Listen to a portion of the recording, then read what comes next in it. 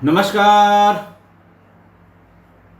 आज काफ़ी दिनों बाद मैं फिर से आपके सामने उपस्थित हुआ। पिछले 13-14 दिनों से मैं रिपीटेड एपिसोड्स अपलोड कर रहा था। चूँकि मेरे सहयोगी जयप्रकाश जी का व्यक्तिगत मामला था, उनकी अभी हाल शादी हुई, मैंने शेयर नहीं किया आपको। फिर शादी के बाद उन्होंने हनीमून जाने के लिए छुट्टी ली कि मुझे 10-12 दिन की छुट्टी मिल जाए अगर तो मैं हो आऊँ, और वो कल रात में वापस आ पाए। इसलिए कल तक वही रिपीटेड एपिसोड्स जो जयप्रकाश जी ने बना के पहले से अपलोड कर रखे थे वही आपके सामने आए। जयप्रकाश जी आ गए हैं, मैं चाहता हूँ आप भी एक बार उनसे मिल लें। जयप्रकाश जी आइए। ये हैं हमारे जयप्रकाश जी जो एडिटिंग का काम करते हैं। अब कुछ इन पर डिपेंडेंस इतनी बढ़ गई है कि जो मैं 400 एपिसोड तक खुद रिकॉर्ड करके क्योंकि एडिटिंग तब भी मुझे नहीं आती थी, और अपलोड करके आप तक पहुंचाया करता था। लेकिन इस बीच में अपने सुधी श्रोताओं का बहुत प्यार मिला। हालांकि पिछले 2-3 दिनों से लोगों के कमेंट से मुझे ये लग रहा था कि लोगों को शक हो गया कि मैं हूं इस दुनिया में कि नहीं हूं। ताजा उदाहरण गुलशन जी का सुबह सुबह मेल आया। बहुत पुराने और सुधी श्रोता हैं। उन्होंने पूछा कि क्या आपने चैनल बंद कर दिया। मैंने कहा बिल्कुल नहीं बंद किया, बंद करूंगा तो गाजे बाजे से बंद करूंगा, बता के बंद करूंगा। और एक हमारे और सुधी श्रोता हैं जो मेरे हृदय के बहुत करीब हैं, मैं उनकी बात कभी टालता नहीं।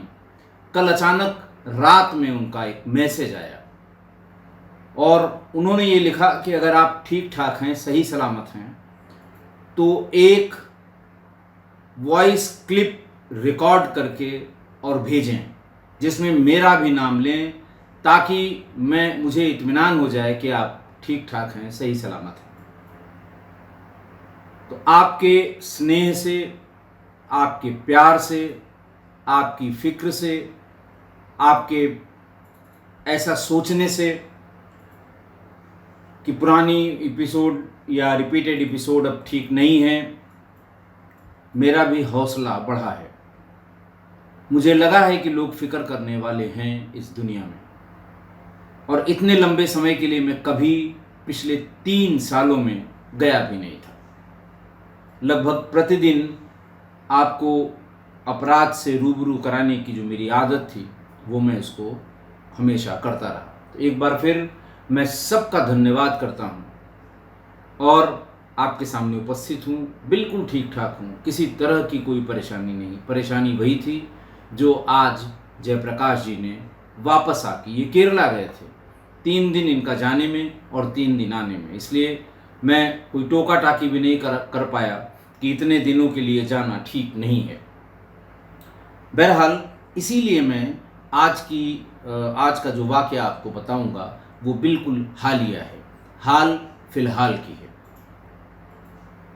प्रदेश है उत्तर प्रदेश, जिला है चित्रकूट, तारीख है 25 जुलाई 2023।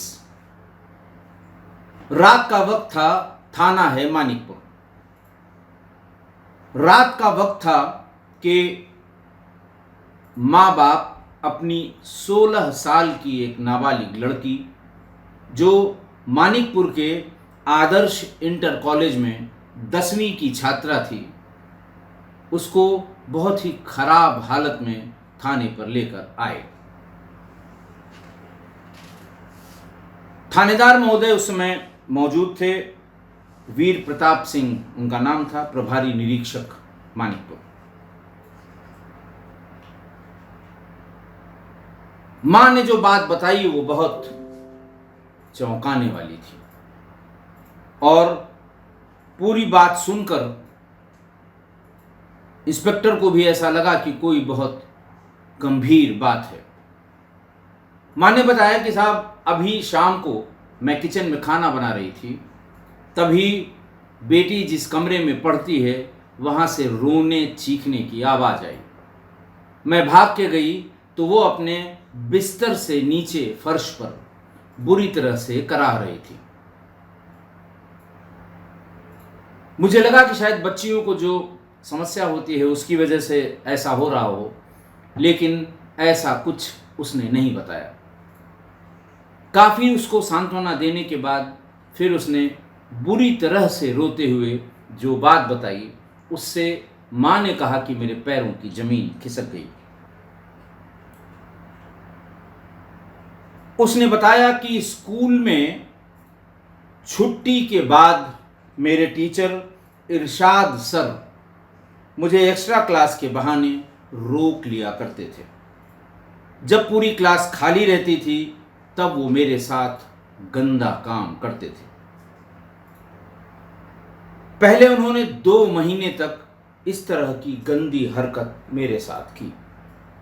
फिर मोइन सर आ गए, उसके बाद आदित्य सर भी आ गए और बकौल उस पीड़िता और उसकी माँ के थाना प्रभारी को उन्होंने बताया कि इसके बाद स्कूल के प्रिंसिपल भी श्री राकेश प्रताप सिंह, जैसा उन्होंने बताया कि इन सब लोगों ने मेरे साथ बार बार दुष्कर्म किया।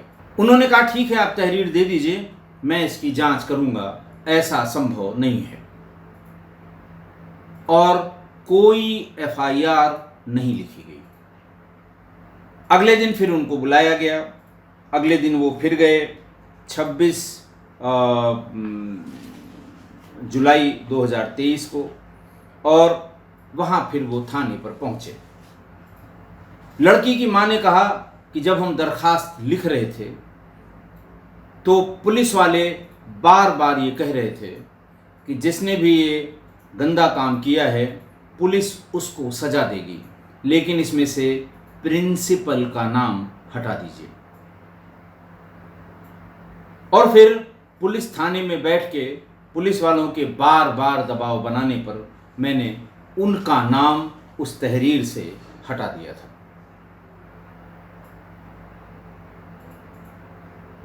26 को जब वो फिर पहुंचे, फिर उससे यही बात कही गई, लेकिन 26 को जब वो थाने पर पहुंचे, ये पूरा परिवार, बेटी, माँ और बाप, तो वहाँ पर एक स्थानीय भाजपा के नेता पहले से बैठे हुए थे, ब्लॉक प्रमुख श्री अरविंद मिश्र। अरविंद मिश्र आसपास क्षेत्र में उनका प्रभाव है और वो भाजपा के स्थानीय नेता माने जाते हैं। ये भी बताया उसकी माँ ने कि वो प्रिंसिपल के बहुत खास हैं और वहाँ पर वो यही कहते रहे कि हम बच्ची को न्याय दिलाएंगे, बच्ची के साथ जिसने किया है उसको हम छोड़ेंगे नहीं, उसको कानून सजा देगी, लेकिन प्रिंसिपल का नाम ये गलत बता रही है। ऐसा माँ ने बयान भी दिया, प्रेस वालों को भी बयान दिया, अखबारों में भी आया और सारी पुलिस को यही बात वो बार बार कहती रही। पुलिस ने फौरन ये मुकदमा कायम किया और जैसे ही वहाँ की SP श्रीमती वृंद्रा शुक्ला, उनको ये बात पता लगी, उन्होंने मौके का विज़िट किया, उन्होंने पीड़िता से बात की, पीड़िता के परिवार वालों से बात की, तुरंत एक स्पेशल इन्वेस्टिगेशन टीम का गठन किया और उस स्पेशल इन्वेस्टिगेशन की टीम को ये बताया या ये इंस्ट्रक्शंस दिए या ये उसको उनका कार्य बताया कि आप इसमें गहराई से जल्दी विवेचना करें। नाबालिग के साथ बलात्कार की इस घटना में जो SOP है वो फॉलो करते हुए उसको तुरंत मेडिकल चेकअप के लिए भेजा गया। बयान लेते समय जब पूरी बात उस लड़की से पूछी गई तो उसने बताया कि ये पूरा वाकया शुरू होता है जुलाई 2022 से। घरवालों ने बच्ची का एडमिशन मानिकपुर के स्कूल में 9वीं कक्षा में कराया था। वह बातचीत में तेज थी, पढ़ाई में अच्छी थी। एडमिशन के 2 महीने तक सब कुछ नॉर्मल था, लेकिन फिर विज्ञान के टीचर इरशाद ने उसके करीब आना शुरू किया। बच्ची ने अपने बयान में जो लिखाया है वो ये बताया है कि इरशाद सर मुझे प्रोजेक्ट वर्क पूरा करवाने के लिए छुट्टी के बाद रोकते थे, फिर ऊपर की तरफ बनी सबसे किनारे वाली क्लास में ले जाते थे। वहाँ न तो सीसीटीवी कैमरा लगा था, न ही कोई चेकिंग के लिए आता था। वह मुझे गलत तरीके से छूते थे। जब मैंने उनसे कहा कि मैं अपने घर वालों को बता दूंगी, तो उन्होंने मेरा वीडियो वायरल करने की धमकी देकर ब्लैकमेल करना शुरू कर दिया। 2 महीने तक वो अकेले इस तरह का गंदा काम मेरे साथ करते रहे। उसके बाद मोइन, आदित्य और प्रिंसिपल, वो बार बार प्रिंसिपल के नाम पर जोर दे रही थी, उन लोगों ने मेरे साथ ऐसा किया, ऐसा गंदा काम, ऐसा घिनौना काम किया। और अगर मैं विरोध करती थी तो मुझसे ये कहते थे कि स्कूल से नाम काट कर घर भेज देंगे। बयान में उसने आगे बताया कि मेरे साथ गलत करने के बाद वो मुझे पीछे वाले गेट से बाहर जाने के लिए बोलते थे, क्योंकि उस तरफ से ज़्यादा चहल पहल नहीं रहती।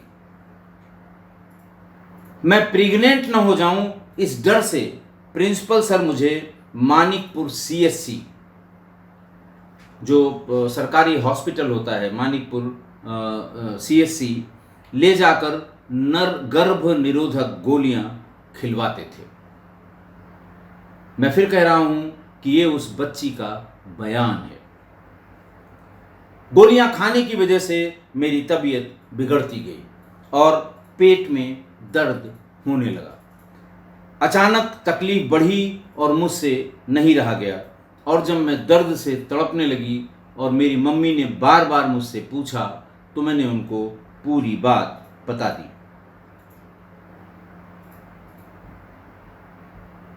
मेडिकल जांच as per supreme court's guidelines, इसकी मेडिकल जांच की गई।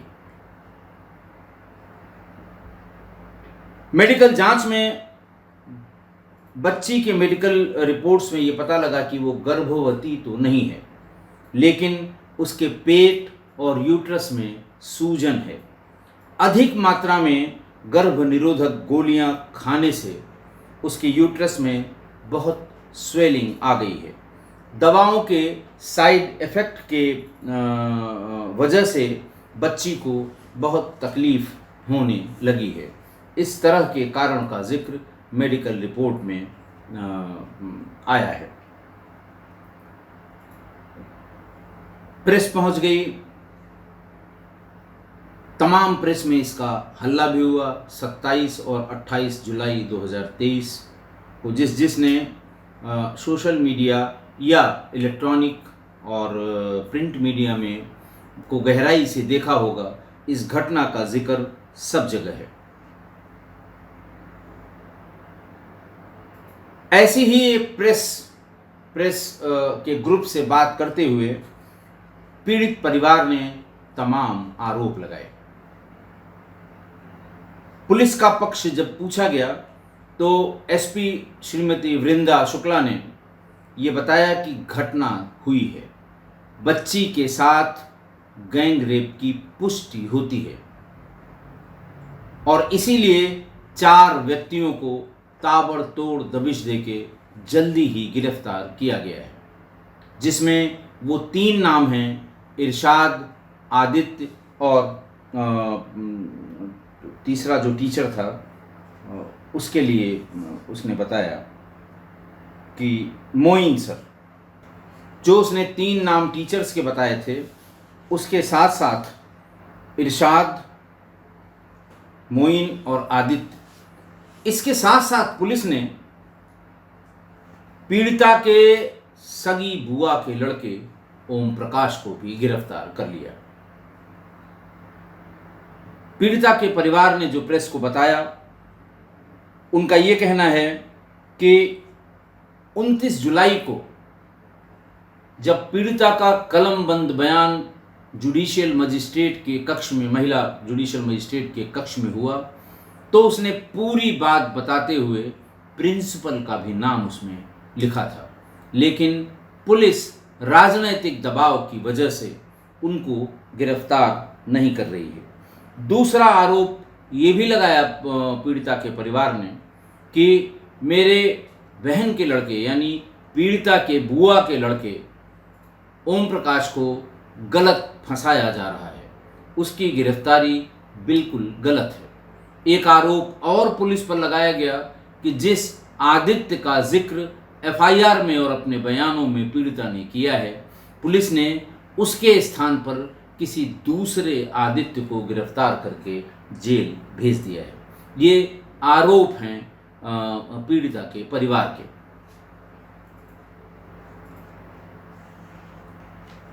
एसआईटी सारे कॉल डिटेल्स, सीसीटीवी फुटेज, इन सब की जांच कर रही है और आरोपियों से पूछताछ भी हुई है।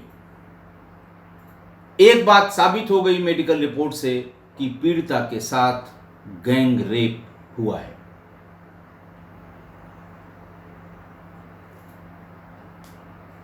पुलिस के मुताबिक पुलिस ने और एसआईटी ने सीडीआर और लोकेशन की विस्तृत जांच की और ये पाया कि कॉल रिकॉर्ड के हिसाब से इसकी बुआ का लड़का उस स्थान पर मौजूद था जहां पर वो अपने साथ ऐसी विभत्स घटना होना बताती है।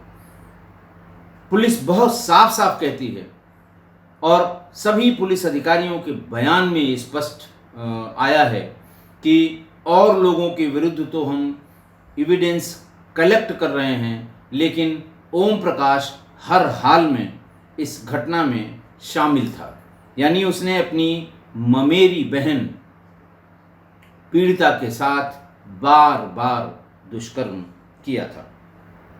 मैंने बताया कि इस तरह के आरोप को बार बार पुलिस ये कहती है कि हम इसकी जांच कर रहे हैं, जैसे ही सबूत मिलेंगे हम प्रिंसिपल के खिलाफ भी कार्रवाई करेंगे, लेकिन पीड़ित परिवार इस बात पर अड़ा हुआ है कि अगर जल्द से जल्द सभी आरोपी नहीं पकड़े जाते तो वो पूरे परिवार के साथ आत्महत्या कर लेगा। प्रिंसिपल ने भी सामने आकर बयान दिया, राकेश प्रताप सिंह ने। उसने कहा कि मेरे स्कूल में करीब 1000 लड़कियां और 1200 लड़के पढ़ते हैं। पुलिस अगर चाहे तो मेरा नार्को से टेस्ट भी करा सकती है। पुलिस ने उस क्लास में उस बच्ची के साथ पढ़ने वाली लड़कियों से भी बातचीत की, लेकिन लड़कियां ये कहती हैं कि हमें इस तरह की कोई बात पीड़िता ने कभी नहीं बताई थी। मैंने बताया कि एसपी भी इस बात से सहमत हैं। वो कहती हैं कि छात्रा के साथ गैंग रेप की पुष्टि हुई है और हमने जल्दी ही 4 लोगों को गिरफ्तार करके जेल भेजा है। बाकी लोगों के बारे में एविडेंस इकट्ठा किए जा रहे हैं, लेकिन ओम प्रकाश की संलिप्तता इस घटना में 100% है कि उसने नाबालिग के साथ रेप किया है। जब एसपी वृंदा शुक्ला से ये पूछा गया कि जब वो बार बार कह रही है कि प्रिंसिपल ही मुझे मानिकपुर सीएससी यानी हॉस्पिटल ले गए थे, वहाँ गर्भ निरोधक दवाइयाँ गोलियाँ दिलाई थीं, तो क्या इस बात की पुष्टि सीएचसी से की गई? एसपी चित्रकूट बताती हैं कि इस प्रकार का कोई रिकॉर्ड हॉस्पिटल में नहीं है, न ही रजिस्टर में ऐसी कोई एंट्री है कि प्रिंसिपल उसके साथ गए थे, और इन्हीं कारणों से अभी तक प्रिंसिपल की गिरफ्तारी नहीं हुई है। अगर कोई ठोस सबूत, सॉलिड एविडेंस मिलेगा तो उनके साथ किसी तरह की नरमी बरतने का कोई सवाल नहीं है। फिलहाल एसआईटी की जांच जारी है। 26 तारीख को हुए एफआईआर, आज 7वां दिन है, आज 3 तारीख है। 7 दिन में भी अभी सारे एविडेंस कलेक्ट नहीं हो पाए हैं और पीड़िता का परिवार बार बार जो आरोप जो उसने लगाए थे प्रिंसिपल पर और आदित्य नाम के दूसरे आदमी पर जिसे बंद किया गया, वो बार बार उसको रिपीट कर रहे हैं। घटना की सत्यता का पता तो विवेचना के बाद ही चलेगा और ऐसा नहीं कि विवेचना अनंत काल तक चलती रहेगी। विवेचना का समापन भी होगा और जो सही बात है वो निकल कर आएगी भी। आज की घटना कितनी शर्मनाक है। आप जरा सोचिए, एक बार आंख बंद करके इस पर विचार करिए कि स्कूल परिसर के भीतर एक कक्षा जहां दिन भर वो छात्रा पढ़ती थी, अलग अलग शिक्षक पढ़ाते थे और इसी स्कूल में, इसी कक्षा में स्कूल का टाइम ओवर होने के बाद इसी स्कूल का एक शिक्षक उसके साथ दुष्कर्म करता है। धीरे धीरे और लोग जुड़ जाते हैं और 4 महीने तक उसके साथ ये दुष्कर्म होता रहा है, जैसा पीड़िता ने बताया है। और जब उसका ये नाबालिग शरीर या उसका शरीर जब इस दर्द को, ये सारे कष्ट को, ये जो नोच खसोट थी, इसको बर्दाश्त नहीं कर पाया और शरीर जवाब देने लगा, तब उसने अपनी माँ को बताया कि मेरे साथ ऐसी ऐसी घटना हुई है। देखिए, इस पूरी घटना में कुछ बातें तो आईने की तरह साफ हैं। पहला, प्रभारी निरीक्षक का ये बयान कि घटना तो हुई है, लेकिन पीड़िता बार बार अपना बयान बदल रही है, इसलिए संदिग्ध प्रतीत होता है, लेकिन घटना हुई है। ऐसा प्रभारी निरीक्षक वीर प्रताप सिंह के हवाले से अखबारों में छपा है। दूसरी बात, जो फैक्ट्स हैं, एसपी चित्रकूट श्रीमती वृंदा शुक्ला ये कहती हैं कि गैंग रेप की पुष्टि हुई है। मेडिकल रिपोर्ट कहती है कि बच्ची गर्भवती तो नहीं है, लेकिन उसके पेट और यूट्रस में स्वेलिंग है। अधिक मात्रा में गर्भ निरोधक गोलियां खाने से ऐसा हो सकता है और उसके साइड इफ़ेक्ट्स से ही शायद बच्ची को ये तकलीफ होने लगी होगी। तो जो फैक्ट हुआ, पहला, बच्ची के साथ गैंग रेप हुआ, स्कूल में हुआ, तो कुछ लोग तो अपराधी होंगे, कोई ना कोई तो होगा ही, और उस श्रेणी में, अपराधी की श्रेणी में कुछ लोग तो आएंगे ही।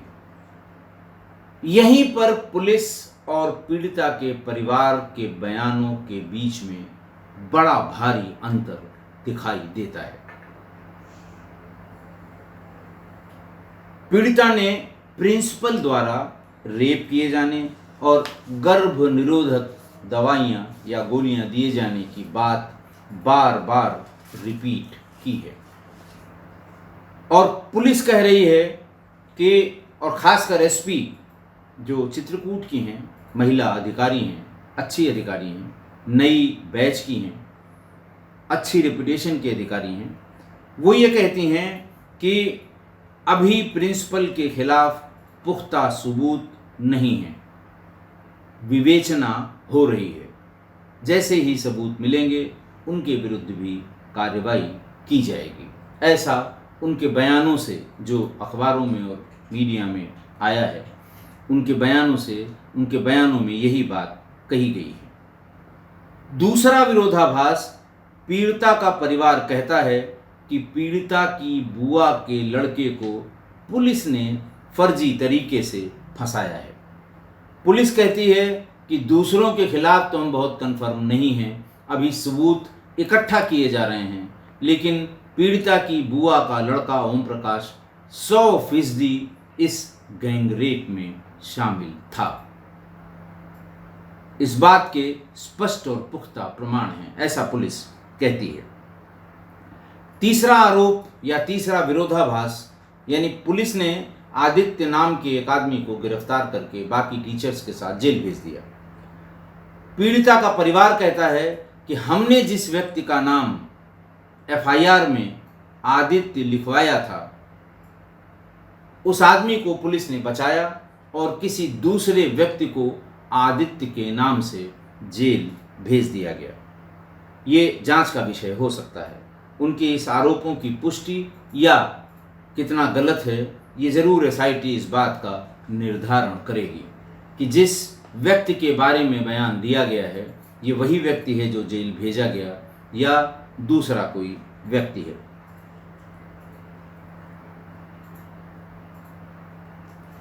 दो चीज़ें हो सकती हैं जो मेरी समझ में आती हैं। पुलिस ज़रूर इस पर गौर कर रही होगी, जांच कर रही होगी, विवेचना करेगी, सबूत इकट्ठा करेगी, एविडेंस इकट्ठा करेगी, ज़रूर करेगी।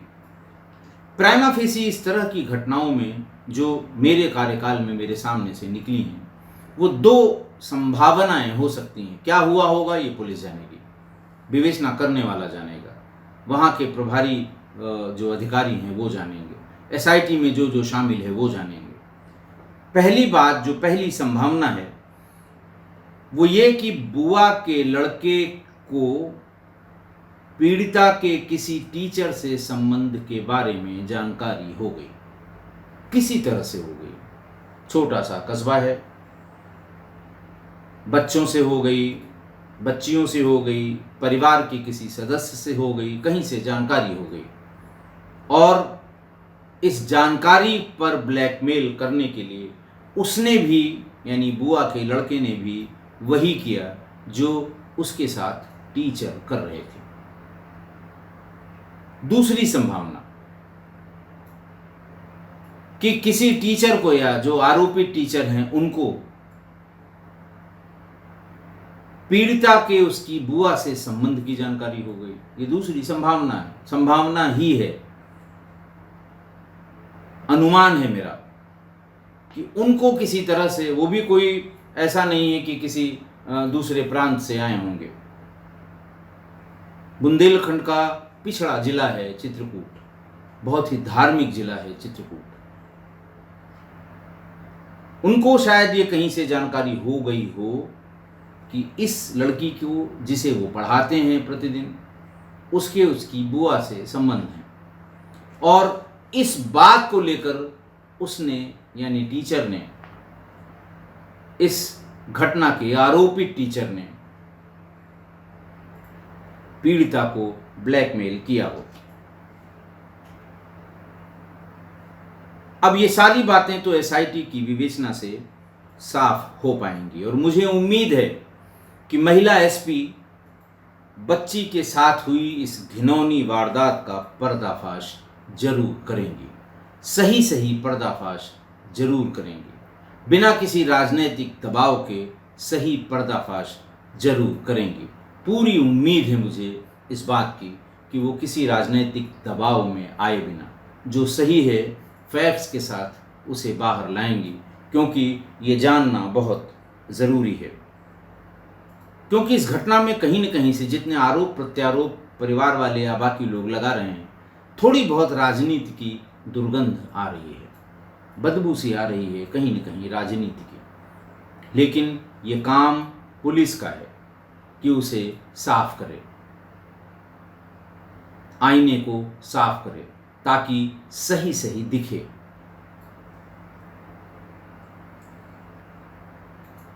रिश्तों को कलंकित करने वाला अपराधी पीड़िता की बुआ का लड़का, उसने रिश्तों को शर्मसार किया है। और कम से कम अगर ये बात सही है, जैसा पुलिस बार बार कह रही है कि बाकी के बारे में तो उतना नहीं, लेकिन इसके बारे में 100% कन्फर्मेशन है और 100% एविडेंस ये बताते हैं कि ओम प्रकाश की संलिप्तता गैंग रेप में अपनी मामा की लड़की, यानी पीड़िता की बुआ का लड़का ओम प्रकाश, इसकी संलिप्तता पाई गई है। अगर ऐसा है तो इसको कठोर से कठोर सज़ा मिलनी चाहिए। और टीचर्स की अगर बात सही निकली तो अब मैं क्या बताऊं, कितनी घटनाएं मैंने आपको टीचर्स की अपनी छात्राओं के साथ बताई होंगी। बड़ी बड़ी घटनाएं हुई हैं, शर्मसार करती हैं इस पूरे अध्ययन और अध्यापन के माहौल को। अब आप सोचिए, ये वो सही आरोपित हैं कि नहीं सही आरोपित हैं, विवेचना के बाद क्लियर होगा ये, लेकिन आसपास के लोगों में कितनी दहशत हो गई होगी। 1000 लड़कियां पढ़ती हैं उस स्कूल में। उनके पेरेंट्स के बीच में या उनके पेरेंट्स के मन में जरूर कहीं न कहीं इस असुरक्षा का भाव आया होगा कि कहीं कोई टीचर, सबसे बड़ा स्थान है एक अध्यापक का समाज में, दिशा देता है, वो जीवन की दिशा देता है, जो सक्सेस की सीढ़ियां हैं उसका रास्ता बताता है, ऊंचाई का पता देता है। अगर उसके बारे में ऐसी बात सुनने को भी मिल रही है तो बहुत ही शर्मनाक है ये। बात का सही होना गलत होना ये तो विवेचना से डिसाइड होगा, लेकिन अगर ऐसी बात हवा में भी आ रही है तो बहुत ही गलत, बहुत ही शर्मनाक, और अगर ये सही है तो टीचर्स का ये कृत्य बहुत ही घिनौना है। आशा है आप मेरी इस बात से सहमत होंगे। आज के लिए इतना ही। बहुत बहुत धन्यवाद।